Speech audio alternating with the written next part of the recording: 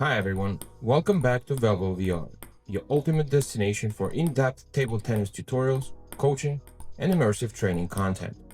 I'm Zev, and in today's lesson we're going to cover the fundamentals of modern table tennis footwork. Please note that if you're a beginner, you should first complete my forehand and backhand topspin tutorials to familiarize yourself with the base technique, correct stance, and grip. Before we begin, let's set up your ball machine. Go to Settings, Advanced, select Backup and Reset from the menu, select Ball Machine tab, and in the download window type in 385.383.11. Now click on Download Ball Machine Settings and you're good to go. Okay, what is the primary purpose of footwork? It is to create optimal amount of space for each stroke as quickly and as efficiently as possible while remaining in balance. To determine how much space you need, let's identify an ideal point of contact. Press your elbows against the front of your ribcage and connect your hands. The point where your hands meet is where you should contact the ball. For the backhand, it is right in front of you. For the forehand, it is on your side. The space between the contact point and your body is what you should focus on. Now, how do we move around the table quickly and efficiently while staying in balance? First, we should keep a low center of gravity with your knees bent and your body weight resting on the balls of your feet. Second, we should maintain a dynamic state by constantly bouncing up and down while keeping the head steady, like this. Try to synchronize each bounce with collecting energy for the stroke on the way down and releasing it on the way up.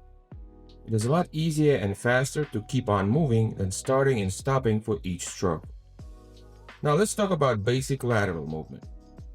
It may sound counterintuitive, but in order to move to the right, you should push off the floor with your left leg and vice versa. It looks like this.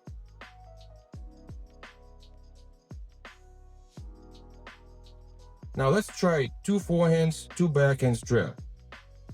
Notice how my feet are parallel during a backhand stroke as the contact point is in front of me.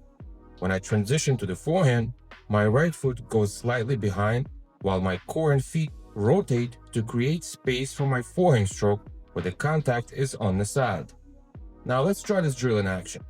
Open your ball machine and select ball number 7, 8, 9, and 10. Maintain a low stance and try to synchronize bouncing with collecting and releasing energy with each stroke. Contact the ball at the highest point or slightly before at a 45-degree angle. Keep your wrists relaxed and your eyes on the ball during contact. Focus on the forearm and wrist during backhand stroke and leg and core rotation during forehand stroke.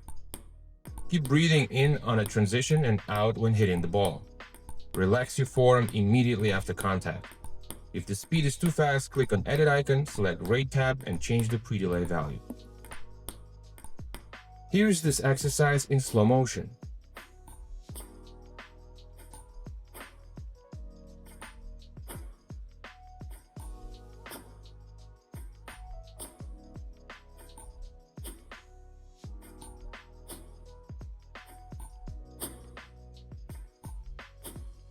Now what about the middle? Being able to move efficiently in and out of the middle is key to maintaining fluidity and control during rallies. In order to transition from a backhand stroke to the middle forehand, you should push off with both legs at the same time, rotating around your core in order to create space for the forehand in the middle. It looks like a small hop. 1 and 2 and 1 and 2 and. After executing the stroke to transition from the middle to the forehand, you should push again with both feet laterally while creating space for your forehand stroke from the right corner. To get back to the backhand stroke, push with your right leg during transition. Here's a complete backhand middle forehand drill. To help with the rhythm, you can count in your head like a metronome. 1 and 2 and 3 and 1 and 2 and 3 and. A number is a stroke and is a transition. Now let's try this drill in action. Open your ball machine and select balls number 7, 9, and 11. Focus on synchronizing each bounce with a stroke and a transition. Meet the ball with your energy and hit it forward, contacting it at the highest point or slightly before at a 45-degree angle. Look at the ball during contact and keep your wrists, neck, and shoulders relaxed.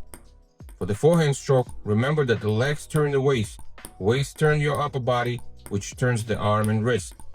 For the backhand stroke, the energy flows from the legs through your body forward via forearm and wrist. Relax your forearm immediately after the contact.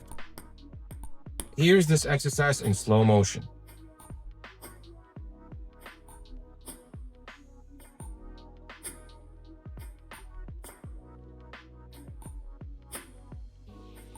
This brings us to the end of today's lesson. If you have any questions, please leave them in the comments. And if you found this lesson helpful, don't forget to like, subscribe, and hit that bell icon to stay updated on future coaching videos. Your support helps me grow the channel and bring more content your way. See you in the next lesson.